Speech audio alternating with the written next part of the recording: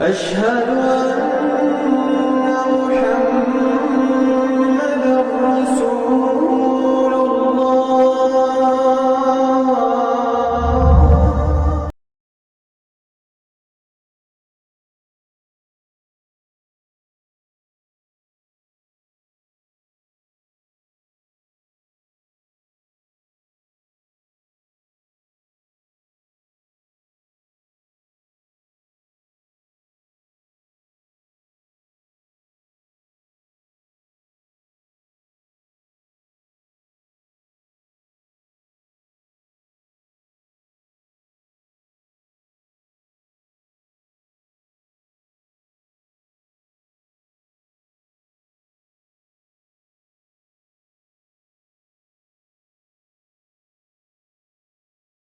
أشرف الأنبياء والمرسلين نبينا Muhammedin ve ala alihi ve sahbihi ecmaîn.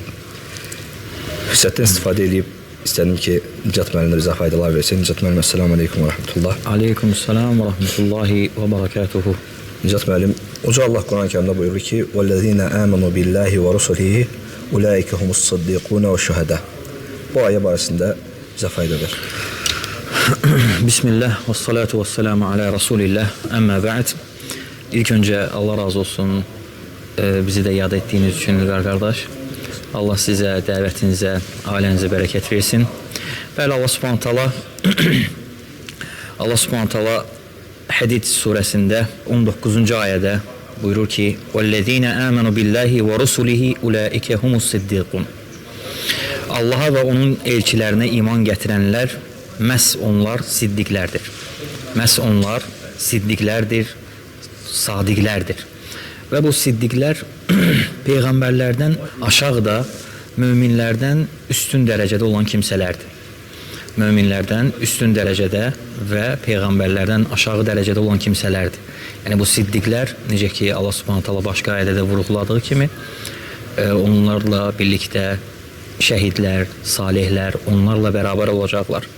Və bu müminin imanının kamilliyinə dəlalət edən bir dərəcədir.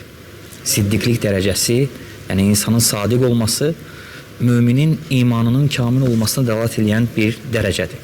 Və siddiqlərdən Abu Bakr radiyallahu anhuydu.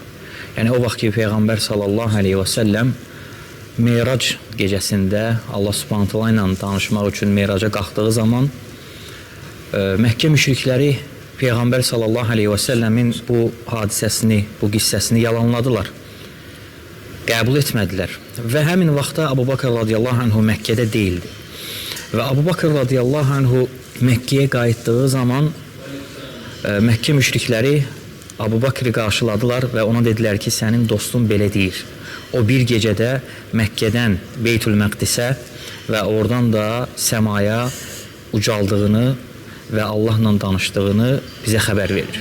Və Abu Bakr radiyallahu anhu heç tərəddüd etmədən dedi ki, əgər o bunu deyirsə, doğrudur. Yəni, əgər Peyğəmbər sallallahu aleyhi və səlləm bunu deyirsə, doğrudur. Və həmin gündən Abu Bakr radiyallahu anhu siddiqlərdən adlandırıldı. Və ayənin ilk hissəsi idi bu. İkinci hissəsində Allah subhanahu ta'ala buyurur ki: "Və-şuhədâ'u 'inda rabbihim lehum ecruhum və nuruhum."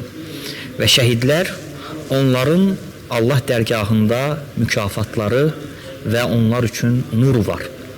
Onlar üçün nur var. Və şəhidlik də həmçinin İslam dinində uca mərtəbələrdəndir. Allah dərgahında hörmətli və dəyərli məqamlardandır. Və sonra ayənin sonunda Allah subhanahu ta'ala buyurur ki: "Vellezîne keferû ve kezzebû biâyâtinâ ulâike ashabul cehîm." O kimsələr ki, bizim ayətlərimizə inkar etdilər və bizim ayətlərimizi küfr etdilər, yalanladılar, onlar cəhənnəm sakinləridirlər. Onlar cəhənnəm sakinləridirlər. Yəni baxın, ayənin əvvəlində Allah Taala Allaha və onun elçilərinə iman gətirən möminləri tərifləyir və onların siddiqlərdən olduğunu xəbər verir və sonra yenə onlarla eyni bir mərtəbədə olan şəhidlərin Allah dərgahında böyük bir mükafatının və onlar üçün nur olmasını xəbər verir və ardınca da ki, Allahı təkzib edən, Allahın ayətlərini inkar edən kafirlərin cəhənnəm sakinləri olduğunu bizə xəbər verir. Allahdan istəyirəm ki, Allah subhanahu ta'ala bizim imanımızı kamil eləsin. Allah Subhanahu taala bizi siddiqlərlə, şəhidlərlə və peyğəmbərlərlə birgə həşr eləsin. Subhanaka Allahumma və bihamdik, əşhədu an la ilaha illa ent, əstəğfiruka və ətubu ileyk. Allah razı olsun Nicat qardaş. Allah Subhanahu taala istifadəmlər versin. Subhanakallah, hamdik və əşhədu an la ilaha illa ent və əstəğfiruka və ətubu ileyk.